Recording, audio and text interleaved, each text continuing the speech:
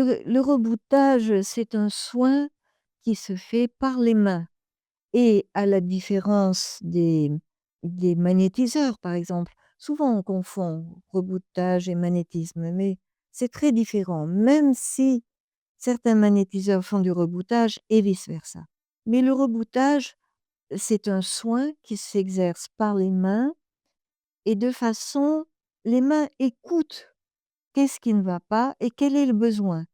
Et c'est la sensation interne des mains qui guide la main pour réajuster les tendons, les muscles, les organes. C'est une pratique qui est, universelle en fait. En parlant avec, mon ami Mallory Fromm par exemple, il me dit, «Ça a existé au Japon, ça existe partout, ça a existé absolument avant que la médecine, bien sûr, soit là, mais même de nos jours, ça existe. Ce sont des gens qui ont d'autres métiers en général, mais ils font ce soin et comme un service.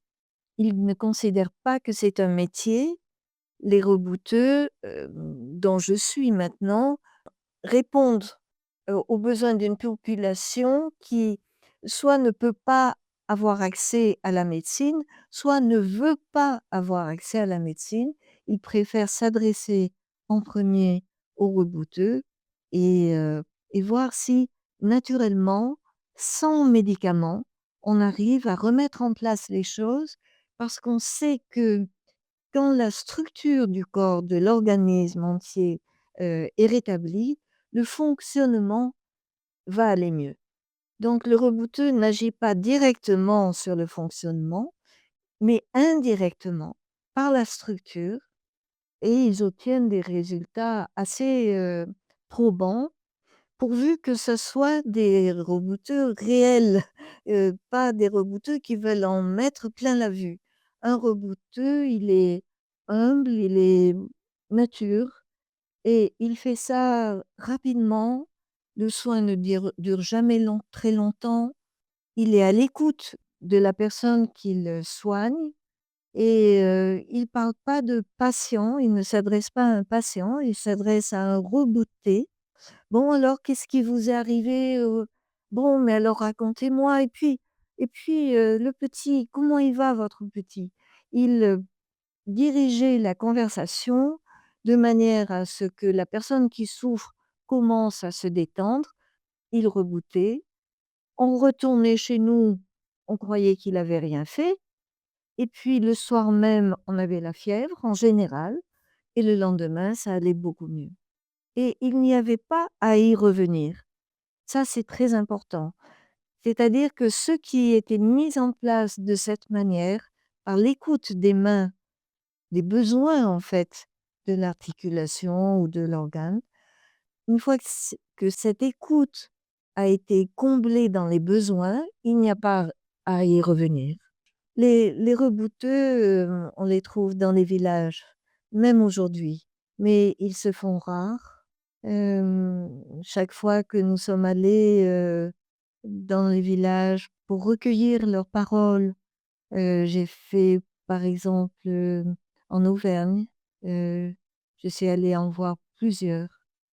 Chaque fois on me disait: «Oh là là, pourquoi vous n'êtes pas venu l'année dernière?» Il y avait encore un rebouteux merveilleux, mais il y en a encore, mais à l'époque, c'était très, très courant. Dans mon enfance, on allait voir d'abord le rebouteux pour certaines choses, pas pour tout. Les rebouteux, touchent directement. Ils touchent la peau, les magnétiseurs ne touchent pas, ils restent à distance et les rebouteux n'ont pas de croyance, ils n'invoquent pas de Dieu, ils n'ont pas de prière, ils n'ont pas de rituel. C'est la simplicité à l'os, on pourrait dire et de cette manière, la confiance qui s'établit n'est pas dans, «Oh là là, je vais voir quelqu'un de savant» et cetera. La confiance du rebouté, c'est le la relation qui s'établit avec le rebouteux, c'est une relation simple, tranquille. Quand on arrive, même quand on est très douloureux, il a les mots pour, vous apaiser et pour vous demander des nouvelles d'un tel, parce que en général, on se connaît et il y a toujours quelqu'un qui nous a recommandé d'aller voir ce rebouteux et ce rapport est très bénéfique pour le soin. Son soin est minime, c'est le minimum, il n'en fait jamais trop et le reboutage agit de cette façon.